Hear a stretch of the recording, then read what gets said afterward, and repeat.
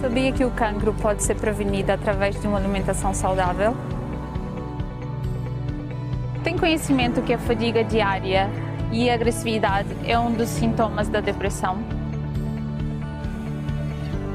Sabia que a cegueira é uma das complicações frequentes na diabetes? Sabia que pode prevenir as doenças cardiovasculares? Sabia que existe um elevado custo para a sua saúde se for sedentário?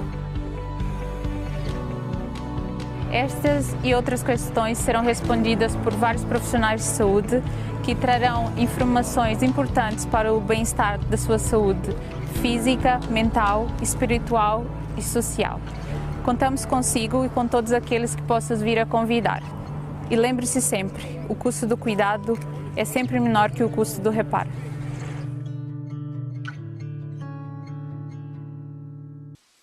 Obrigada, boa noite e desde já obrigada pelo convite também. Ora bem, nós estivemos juntos em março, na altura falamos sobre a questão da ansiedade e ficamos com o compromisso de falarmos um bocadinho mais concretamente sobre a questão da depressão. Então, a ideia hoje é partilhar convosco algumas estratégias, alguns conhecimentos e tentarmos perceber com o que é que estamos a lidar. Ouve-se muita informação. Efetivamente, é uma doença que cada vez está mais generalizada na população mundial e a ideia é nós tentarmos perceber, filtrar os conhecimentos, filtrar a informação que temos e tentarmos perceber como lidar e de que forma reagir. Se estamos a passar por uma situação destas ou se conhecemos alguém que esteja a passar por uma situação destas. A ideia também, desde já, dar-vos a indicação de que nós não vamos abordar tudo o que diz respeito a isto.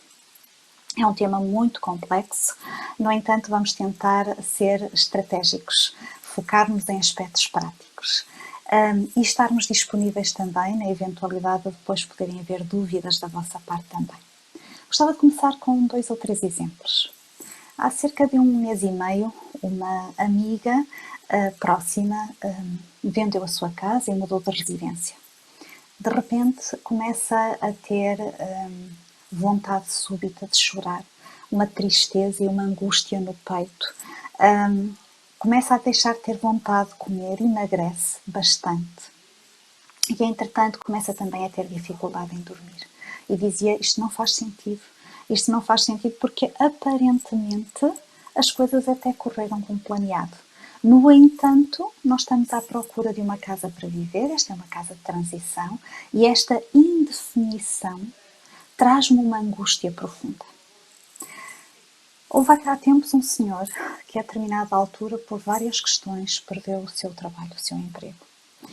E não teve coragem de falar com a família e com aqueles que eram mais próximos, partilhando esta situação. Portanto, durante 1 mês, aquele senhor saía de casa nos horários normais, cumpria as rotinas normais e depois regressava novamente a casa.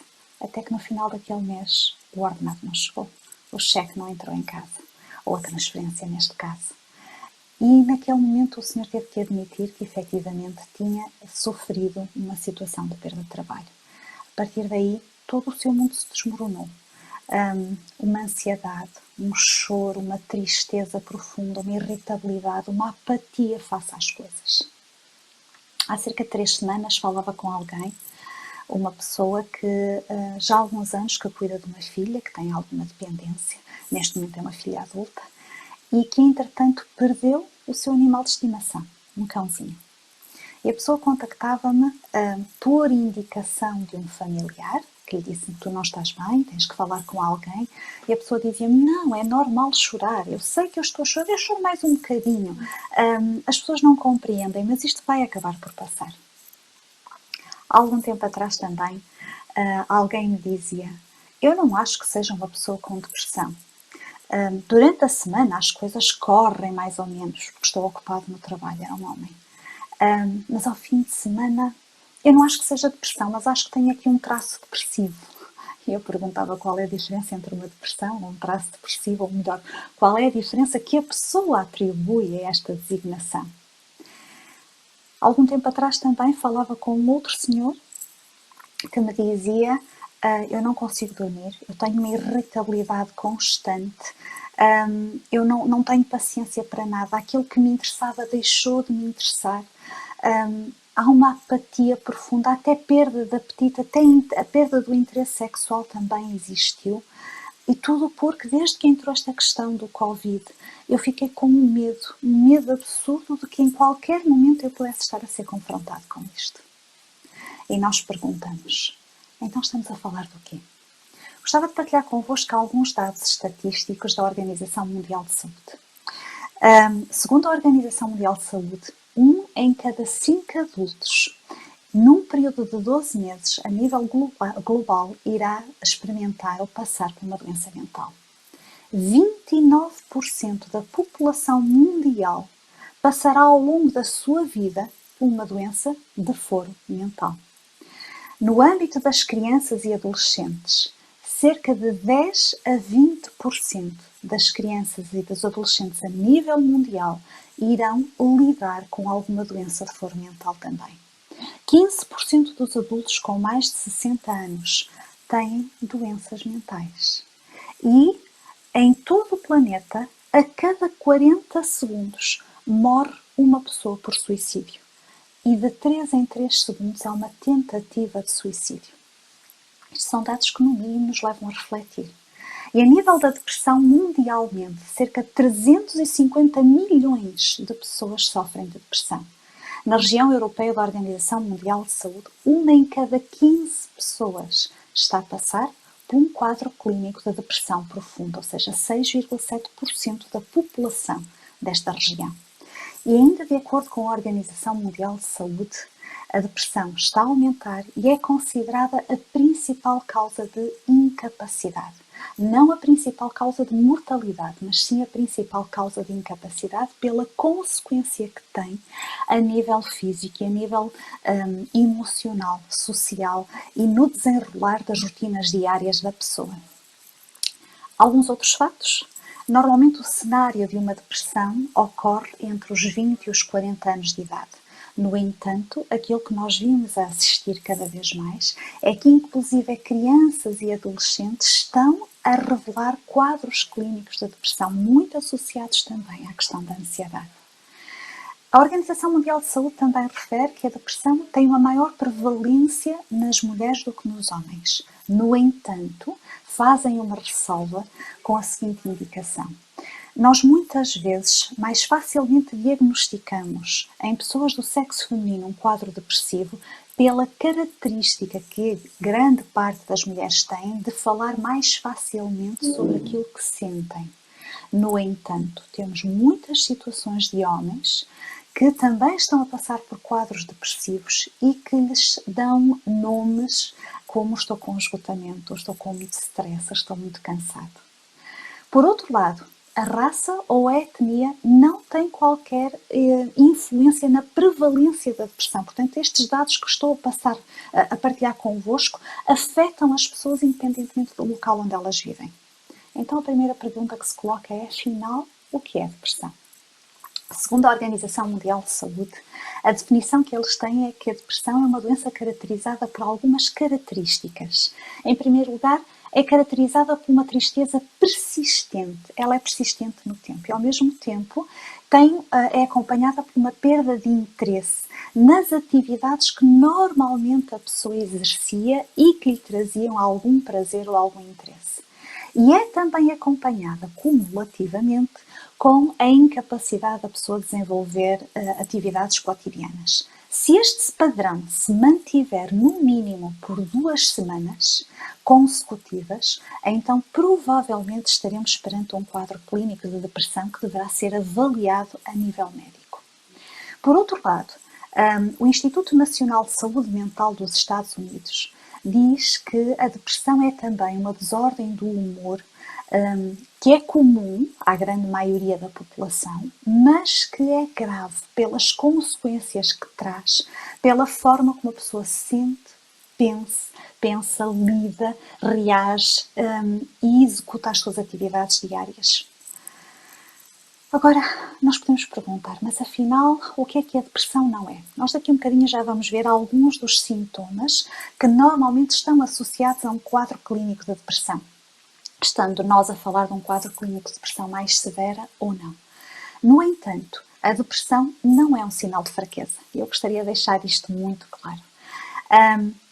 Uma das características ou das observações mais comuns das pessoas com as quais lido que estão a passar por uma situação destas tem a ver com o fato das pessoas dizerem: eu sinto-me incompreendida. Se eu tivesse, por exemplo, com um braço partido ou com uma perna partida, as pessoas mais facilmente iriam perceber que eu não estava bem e até sentir alguma compaixão e alguma vontade de ajudar. Mas frequentemente, quando nós estamos a lidar com uma coisa que fisicamente, aparentemente, nós não vemos a razão ou a causa daquilo, temos mais dificuldade em atribuir um valor e em atribuir um sentido àquela situação. Então, muitas vezes, ainda existe a conotação de que quando a pessoa está a passar por um quadro depressivo é porque a pessoa é fraca. Não, isso é de todo incorreto. Portanto, a depressão não é, em primeiro lugar, um sinal de fraqueza.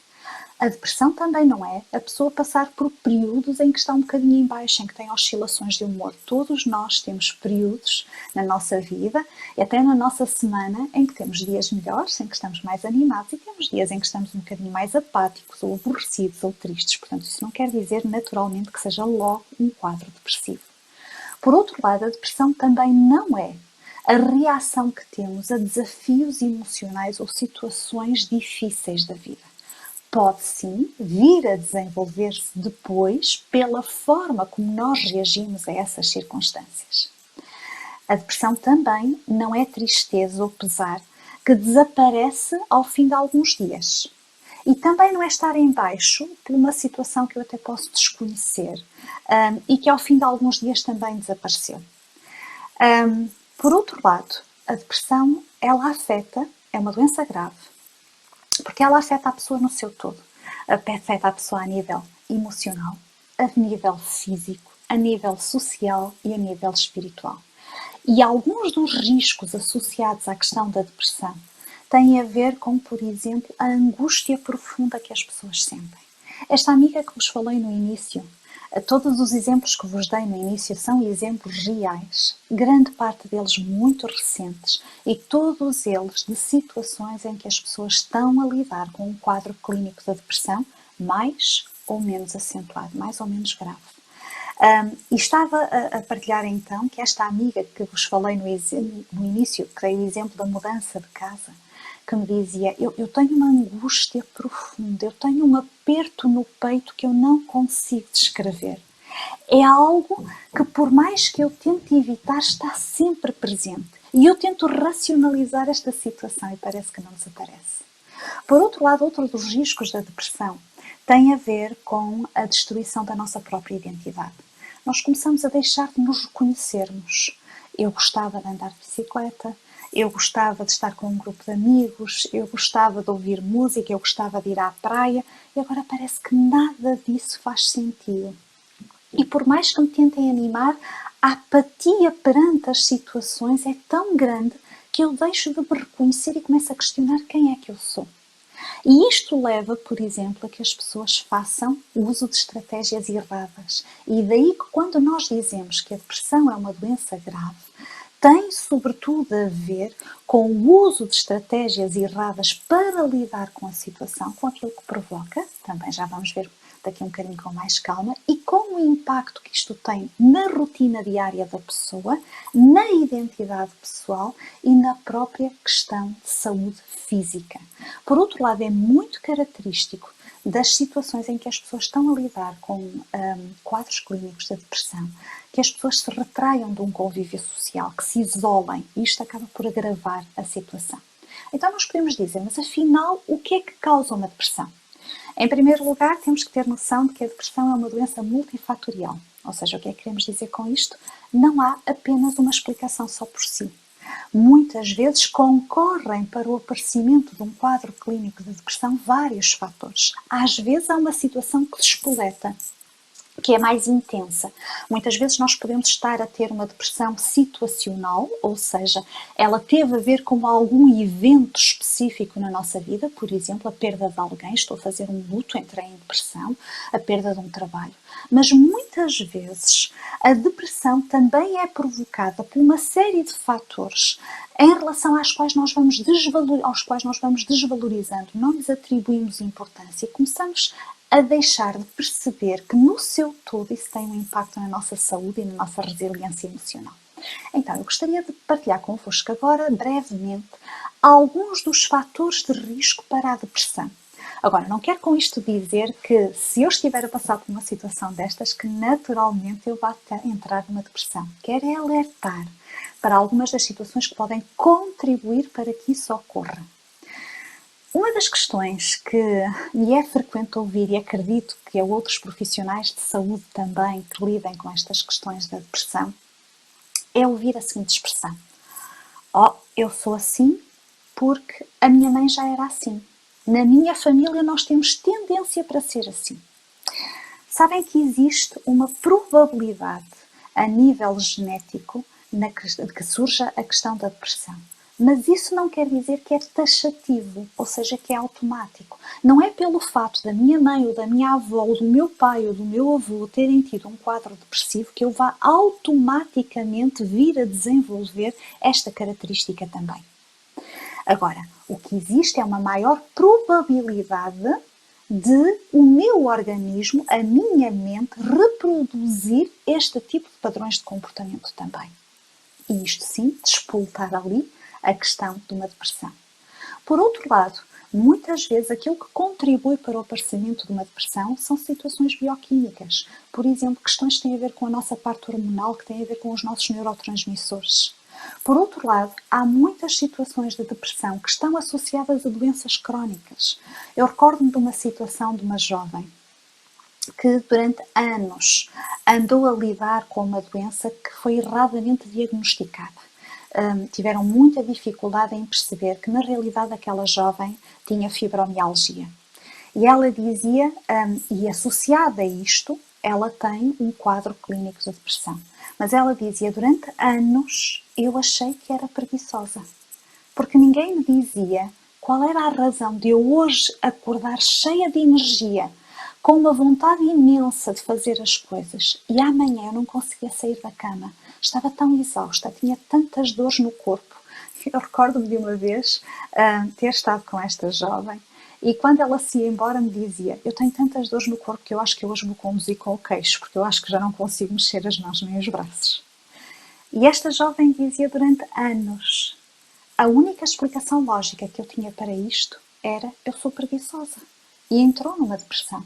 Nós temos situações clínicas, por exemplo, associadas a problemas oncológicos, de pessoas que mais facilmente têm uma probabilidade de desenvolver um quadro depressivo. Por outro lado, há situações em que pode vir a suceder um quadro depressivo como fruto de efeitos secundários de alguns medicamentos, como fruto de deficiências alimentares, uma alimentação excessivamente calórica, excessivamente rica em açúcares, por exemplo, e com a ausência de frutas, de legumes, que muitas vezes levam a que a pessoa tenha deficiências ao nível de ácido fólico, vitamina B12 e outros tantos.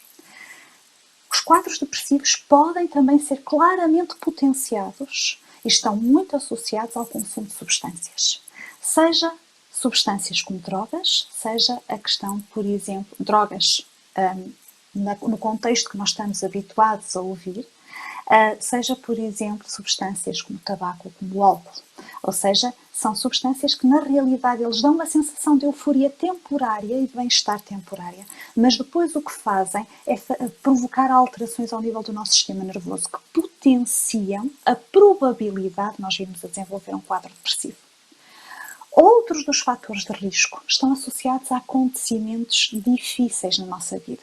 Pessoas que estiveram sujeitas a uma situação traumática, a um abuso, seja um abuso físico, seja um abuso emocional, seja um abuso de poder, por exemplo. Pessoas que estiveram a lidar com situações da perda de alguém que lhes era querido, a situação de desemprego, a situação de uma exposição à violência. Às vezes, até situações como mudanças radicais levam a que a pessoa possa desenvolver um quadro depressivo. E esta situação desta pandemia é um exemplo claro disso. Subitamente, de um momento para o outro, nós tivemos que readequar as nossas rotinas e o nosso conceito de autonomia e de liberdade. E só o facto de não termos um período de adaptação, de fazer com que nós nos preparássemos para uma situação destas, levou a que muitas pessoas criassem quadros altamente ansiosos a nível de saúde e muitas delas levassem também a que a pessoa desenvolvesse um quadro clínico de depressão. Eu recordo-me de uma situação de um senhor que, entretanto, por opção própria, fez a mudança de residência. Dentro do país, mudou de localidades. Estaríamos a falar de cerca de 100 e poucos quilómetros, 200 quilómetros de distância entre a anterior residência e a atual residência. E ele dizia-me, eu não consigo compreender porque é que eu estou a reagir assim. Porque foi algo que eu desejei. No entanto, eu não consigo dormir. Eu estou profundamente irritável. Eu estou muito ansioso. O coração está constantemente acelerado. E eu a qualquer momento explodo. Sinto-me super agressivo. Sobretudo com aqueles que me são mais próximos. Outra situação, outro fator que pode ser potenciador de uma situação de depressão, pode ser o stress crónico, o esgotamento. Há também alguns outros fatores mais de características emocionais e sociais que também são fatores de risco para o desenvolvimento, para potencialmente as pessoas poderem vir a desenvolver um quadro depressivo. Nomeadamente a questão da solidão, a questão de um divórcio, por exemplo, a questão de uma separação. Eu recordo-me de uma senhora com quem falei há algum tempo atrás, uma senhora já com os seus 60 e poucos anos, que entretanto teve necessidade de ir fazer um exame médico a um hospital. E ao contrário daquilo que ela desejaria, qualquer um de nós, infelizmente teve que esperar mais para poder realizar o exame. A situação estava atrasada. E foi uma situação realmente muito difícil para aquela senhora. E ela dizia-me algo deste género. Pois, quando eu era jovem e bonita, aquilo que acontecia é que as pessoas respeitavam. Agora que eu sou velha e feia, ninguém tem consideração por mim, nem pelo fato de ver que eu estava ao frio e de me trazerem uma manta para me cobrirem. Esta pessoa em concreto lida com uma situação de solidão profunda e é, efetivamente, um grande fator de risco para o desenvolvimento de uma depressão. Por outro lado, nós temos situações também de negligência, de abandono, de rejeição. E as pessoas começam, as crianças, por exemplo, que são vítimas destas situações, crescem com um sentimento de que têm que se defender de tudo e de todos. Porque é que eu devo confiar em ti? Se aqueles que eram supostamente a minha fonte de referência acabaram por me abandonar. E esta sensação de estar constantemente a desconfiar, de que não posso efetivamente confiar naqueles que estão à minha volta, é algo muito profundo a nível emocional também. Outros fatores de risco para o desenvolvimento de uma depressão são situações associadas, por exemplo, à pobreza, às dívidas, às desigualdades sociais. Situações de baixa autoestima, às vezes até a forma como a pessoa encara a vida. Há situações em que a pessoa tem uma maior propensão para olhar para os desafios da vida e ver as situações negativas. E isso pode, efetivamente, também vir a despoltar um quadro clínico de depressão. Situações em que as pessoas estão a lidar com transtornos alimentares, anorexia, bulimia. Situações em que as pessoas estão a lidar com o transtorno do déficit de atenção ou de hiperatividade.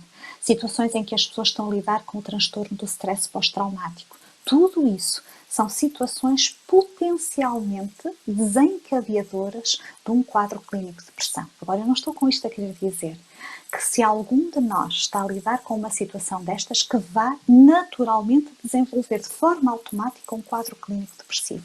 Não. O que eu estou a querer dizer é que isto pode potenciar o aparecimento de uma situação desta natureza. E depois também há outras situações que interferem, que são mais desvalorizadas ainda, mas que de alguma forma são extremamente influenciadoras nesta questão da depressão. Quando estamos a lidar com situações de culpa, quando estamos a lidar com situações de dúvidas, situações de falta de perdão. Eu recordo-me de uma situação em concreto de uma senhora que tinha passado por um processo muito difícil de divórcio. E neste divórcio, uma situação litigiosa, associada a isto, houve a perda do negócio por conta própria que o casal tinha em comum, E houve também uma série de dívidas associadas, e houve também o fato de o ex-marido ter encontrado uma nova companheira. E de cada vez que aquela senhora referia aquela situação, ela dizia-me: eu não me quero sentir vítima, mas eu não consigo evitar de me vitimizar. E ela chorava e voltava a falar da mesma situação como se ela tivesse acabado de acontecer. E a determinada altura estávamos a conversar sobre isto e eu perguntava: tu já conseguiste perdoar? E ela dizia: não, acho que não, acho que nunca pensei nisso. E sabem, não é o tema em concreto. No entanto, a questão do perdão não vai isentar o outro da responsabilidade daquilo que fez. E não é uma situação simples, mas é um caminho necessário para se percorrer, para que, em primeiro lugar, eu, que estou a passar pela situação, possa mais facilmente encontrar alguma paz mental e alguma serenidade que me permita reagir de forma mais positiva aos desafios da vida. E, efetivamente, estas três situações, a culpa, as dúvidas, a questão da falta de perdão, estão na origem de muitos quadros depressivos que nos chegam às mãos. Agora, quais são, perguntamos nós, alguns dos sintomas associados, sintomas comuns da depressão? E isto varia muito de pessoa para pessoa. Portanto, nós poderemos ter, alguns dos mais comuns são, por exemplo, os distúrbios de sono. Temos situações de pessoas que têm imensa dificuldade em adormecer. Ou pessoas que adormecem, por exemplo, dormem 2 ou 3 horas, acordam às 2 da manhã e depois já não conseguem voltar a conciliar o sono. Ou situações de pessoas que, por exemplo, adormecem, dormem 12 horas seguidas, acordam e querem continuar a dormir. Portanto, temos alterações do padrão de sono. Por outro lado, poderemos ter alterações ao nível do apetite. Há aquelas situações em que a pessoa perde o apetite. E, por exemplo, se comer uma ervilha é como se já tivesse comido um grande banquete. Sente-se absolutamente saciada, quase até infartada. E temos aquelas situações em que a pessoa come este mundo e o outro e parece que vai querer continuar a comer, que nunca está saciada, que nunca está satisfeita, faz uma compensação alimentar uma compensação emocional através dos alimentos. A irritabilidade. Eu posso não te conseguir explicar porquê, mas é como se eu estivesse constantemente irritada. E aparentemente eu não tive nada que tenha provocado aquela situação.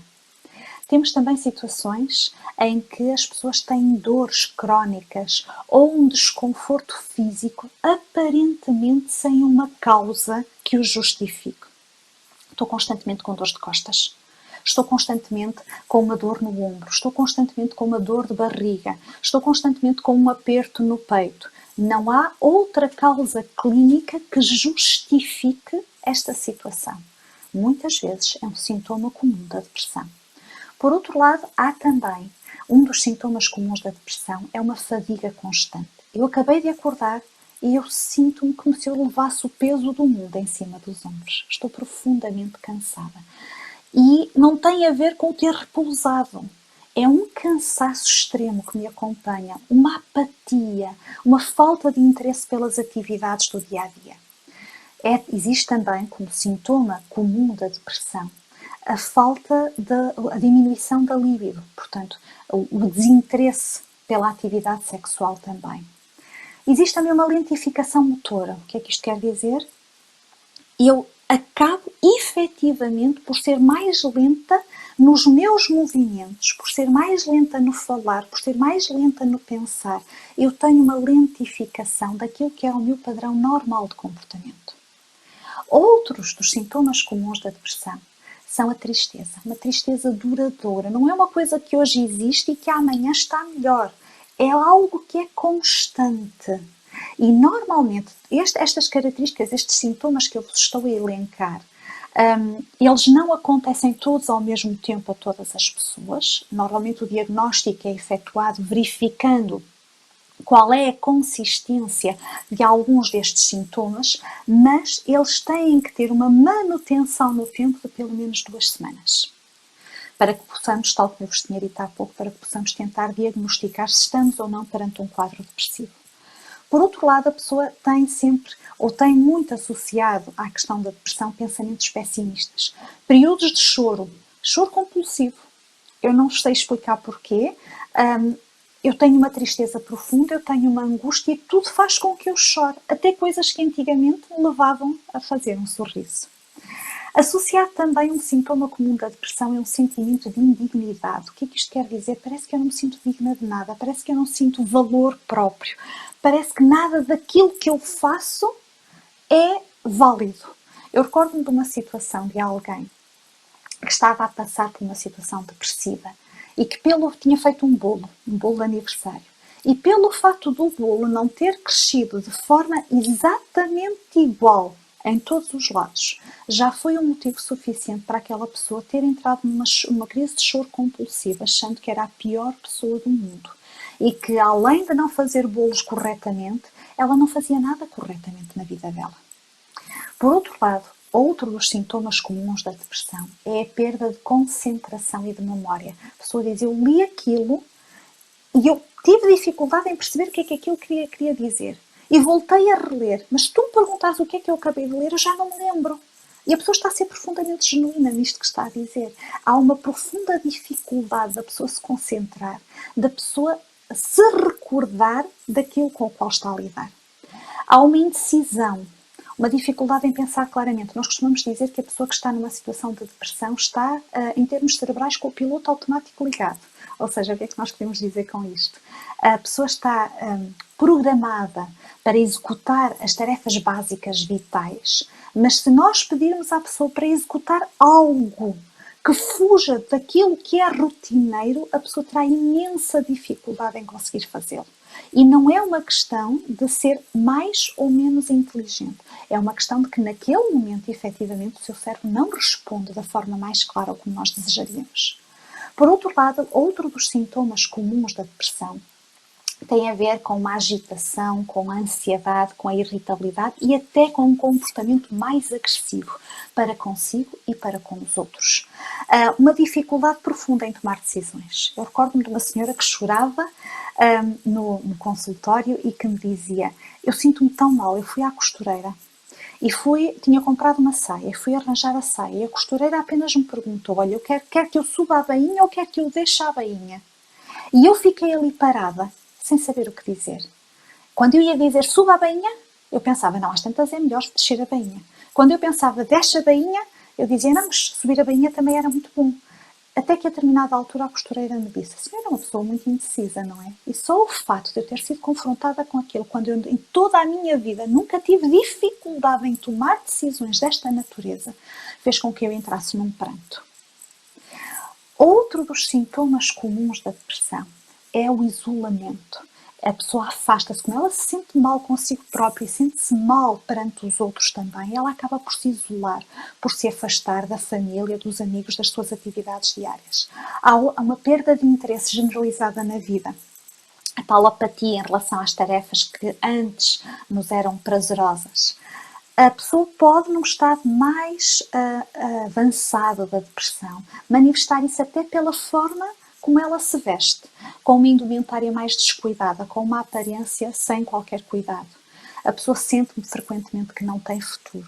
E, quando eu há pouco vos falava que um dos riscos associados às crises de depressão, ou à situação da depressão, tem a ver com o uso de estratégias erradas, é que muitas vezes as pessoas desenvolvem tendências suicidas. Não porque elas queiram efetivamente morrer, mas sim porque elas querem deixar de sofrer. E acabam por não conseguir encontrar outra forma de lidar ou de parar com o sofrimento que não de uma forma definitiva. Eu recordo-me de uma situação de uma jovem que a determinada altura já tinha tentado o suicídio mais do que uma vez, fruto de uma depressão, de uma situação depressiva que tinha sido originada, cuja causa tinha a ver com conflitos a nível laboral, portanto no seu local de trabalho. E esta jovem, além das tentativas de suicídio, ela tinha ela fazia atos de automutilação, ou seja, magoava-se a ela própria. E ela dizia a uma determinada altura, olha, outro dia queimei-me com o ferro, estava a passar roupa, foi acidental, não foi propositadamente. Queimei-me com o ferro, mas acredita, soube-me tão bem. Soube-me tão bem sentir uma dor física superior à dor emocional que eu sentia por dentro de mim. E nós podemos achar que isto que não é lógico, que é difícil de entender. Mas infelizmente isto acontece com mais frequência do que aquilo que nós temos percepção. Outro dos sintomas comuns da depressão é a pessoa sentir-se profundamente sobrecarregada, profundamente exausta. E as alterações ao nível do padrão de pensamento. A forma como nós olhamos para a realidade fica distorcida.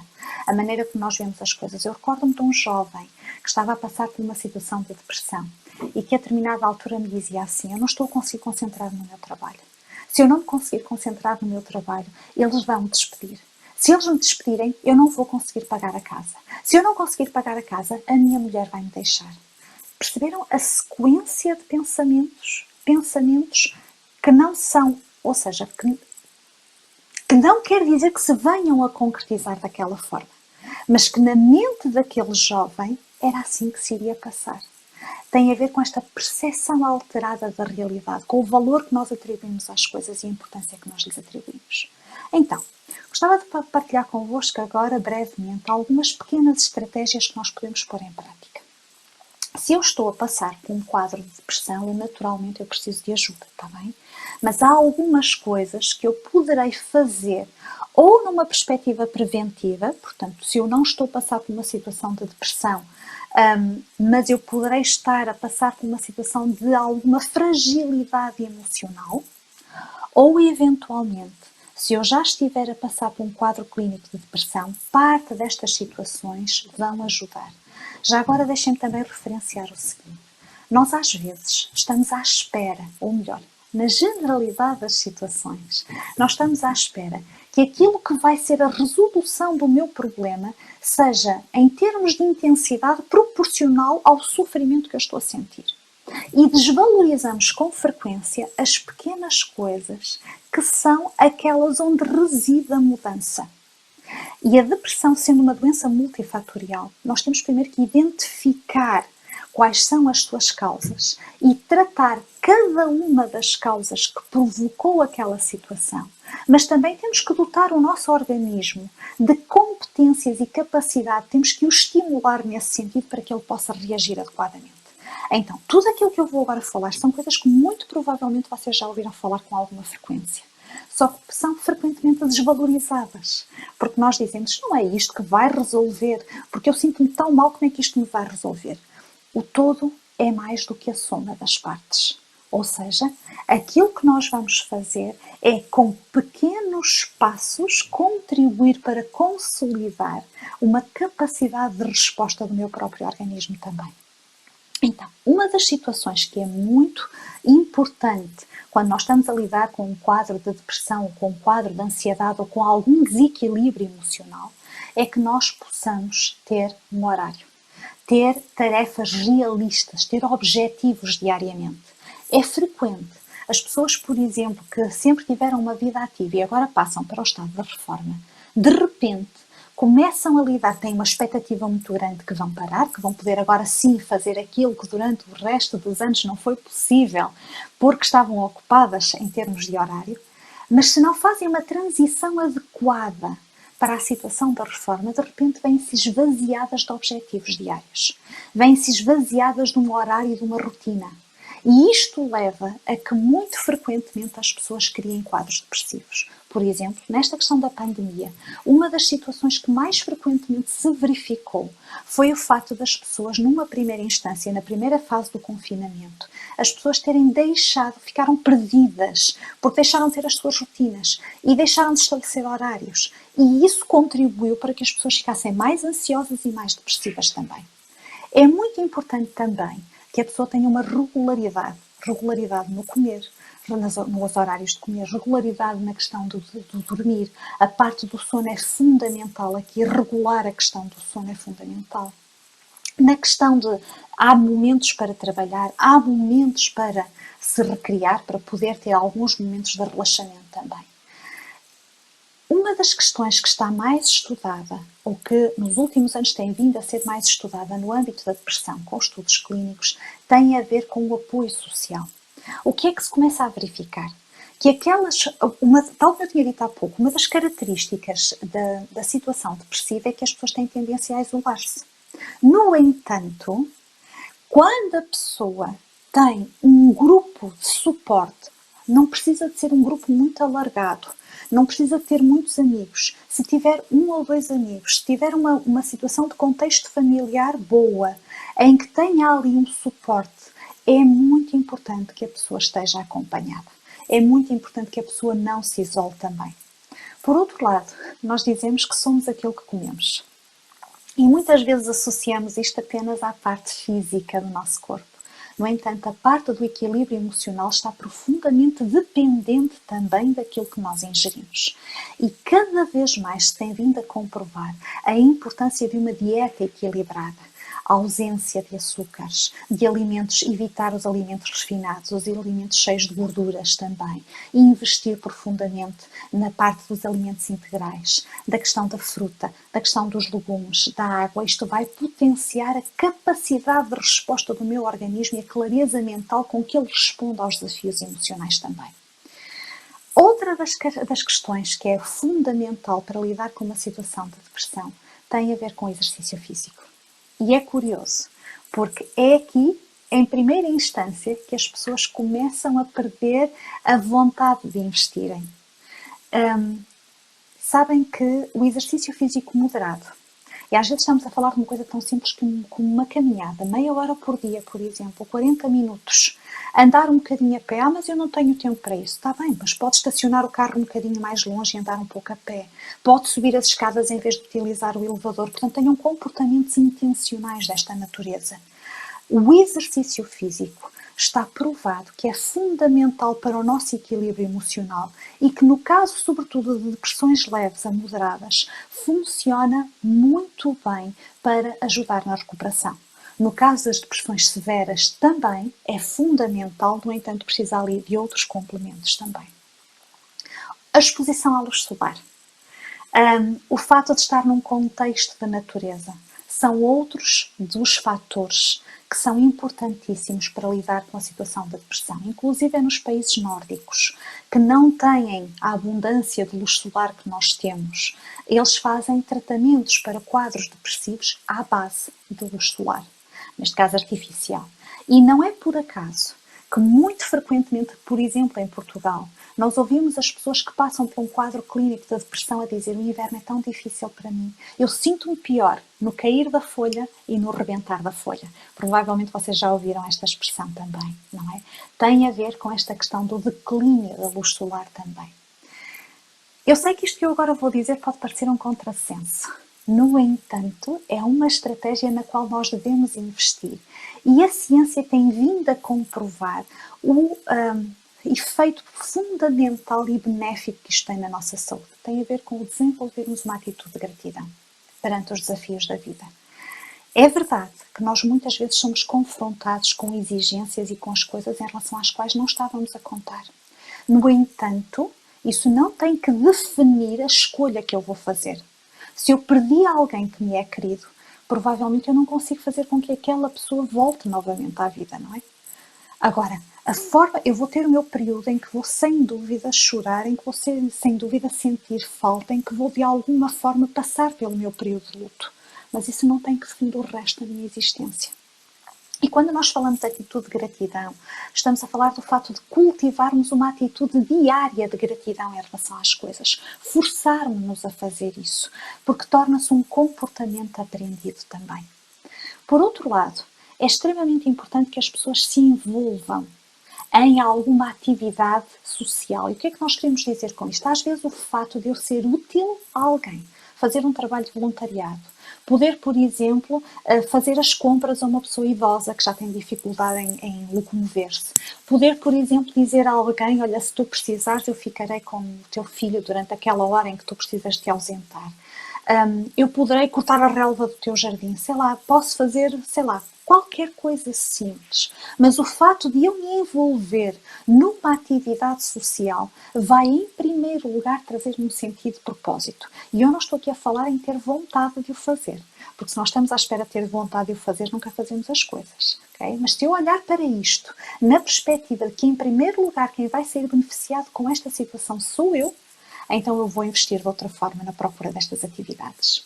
Por outro lado, o facto de ter também uma relação a nível espiritual, uma relação com Deus, está provado cada vez mais têm surgido estudos a nível da ciência que comprovam a relação positiva que existe entre a espiritualidade, uma relação significativa prática no meu dia a dia entre a espiritualidade e a minha saúde.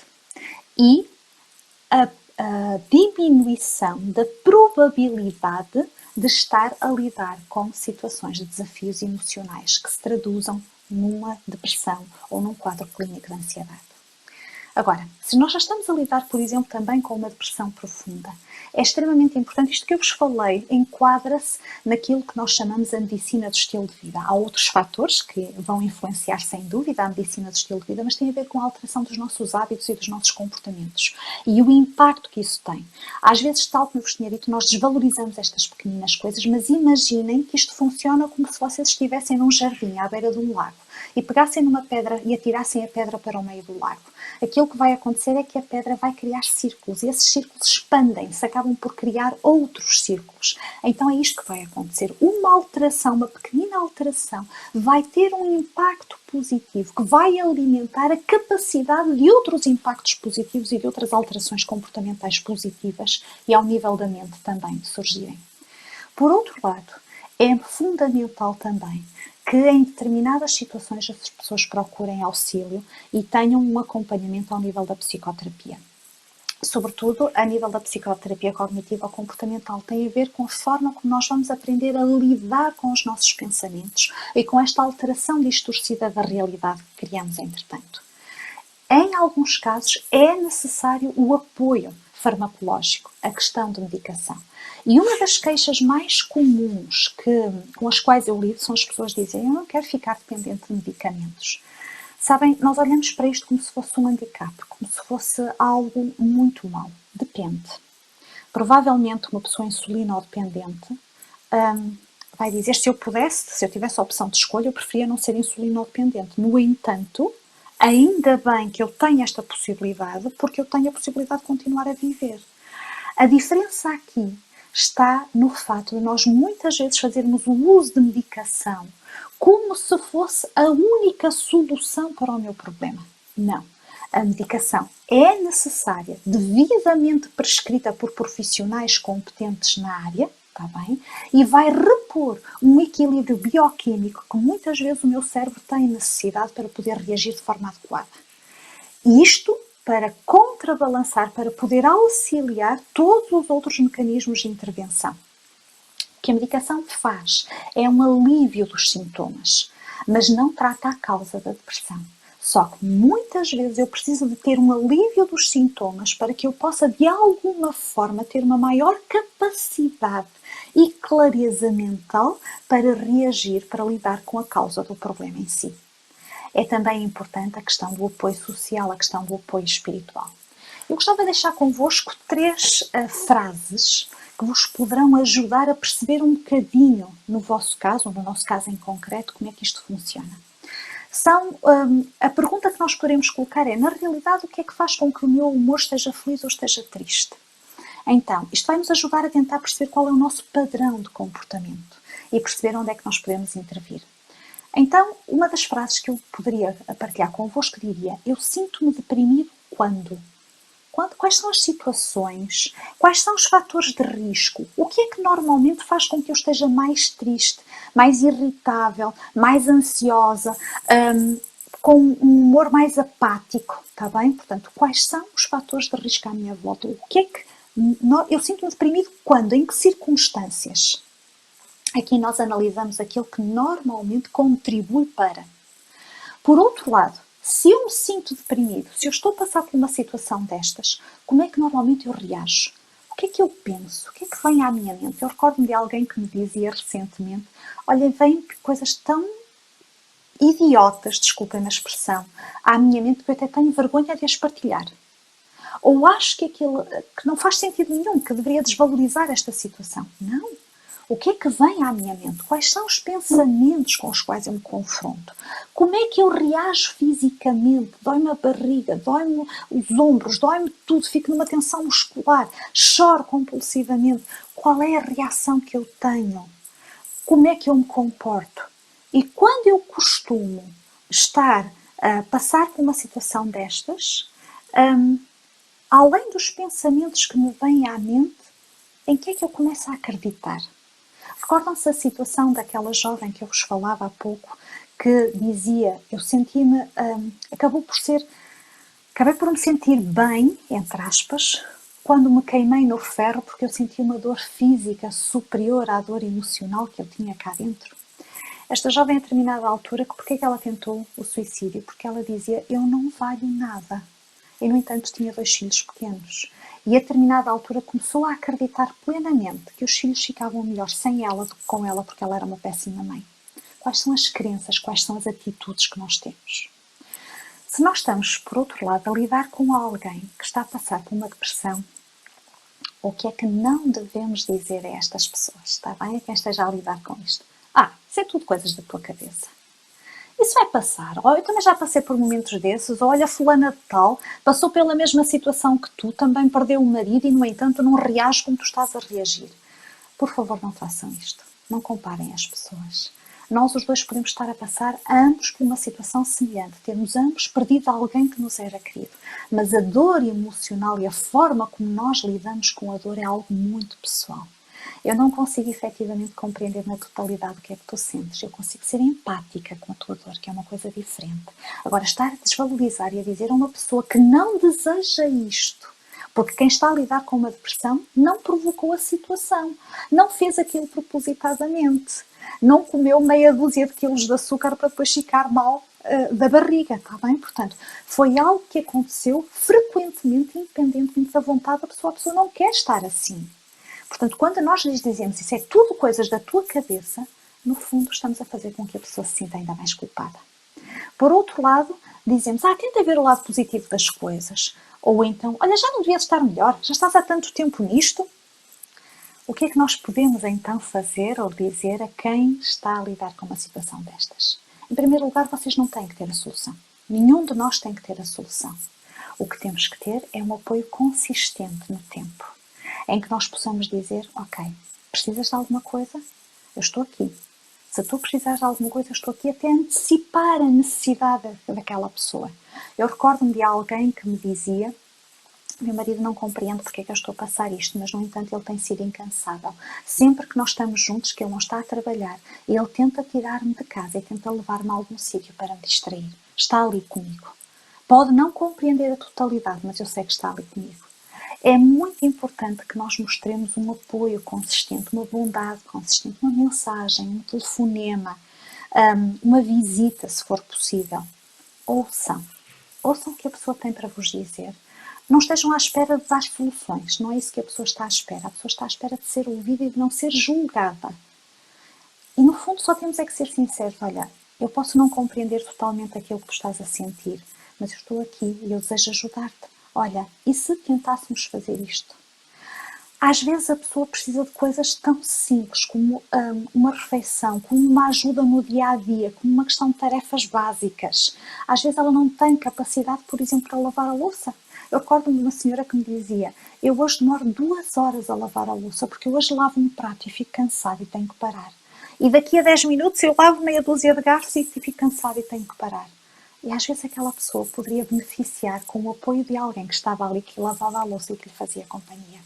Às vezes esta é uma forma muito mais eficaz de ajudar alguém que está a passar por uma situação destas do que muitas outras estratégias que nós possamos ter em mente. Convida a pessoa para atividades saudáveis. Não esteja à espera que a pessoa reaja automaticamente, mas convida a pessoa para atividades saudáveis. Olha, vou andar a pé, anda comigo. Tenham paciência, muita paciência. Recuperar de uma depressão é algo que demora o seu tempo. É algo que poderá ter momentos melhores ou piores. É algo que implica que nós possamos dizer nem sempre temos a solução, mas estamos disponíveis para te ajudar. E é algo que também diz, em que nós possamos ser honestos e dizer, olha, tudo aquilo que eu sabia fazer, eu já fiz. Tu neste momento precisas de outra ajuda que não apenas eu. Mas eu estou disponível para estar contigo também.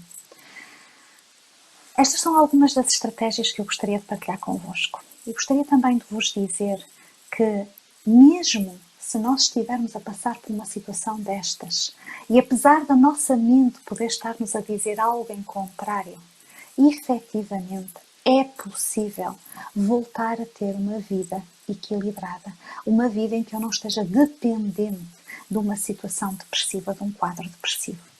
Para isso, é preciso reconhecer que muitas vezes eu tenho que pedir ajuda e que isto vai implicar que eu tenha ali a capacidade de continuar a acreditar, nem que seja pelos olhos dos outros, quando eu própria já não tenho capacidade para o ver de outra maneira. Mas não desistam. Se estás a passar por alguma situação destas, não desistas. Efetivamente, há ajuda. Há muitas pessoas que passam por esta situação e que hoje olham para trás e que dizem, apesar de tudo, foi um período desafiador, mas eu estou aqui e consegui aprender e consegui, quanto mais não seja, dizer àquele que está ao meu lado, por favor, não desistas, porque vale a pena continuar a viver. Obrigada pela vossa atenção. Eu estarei disponível para dúvidas ou questões que possam existir da vossa parte também. E espero não me ter alongado demasiado.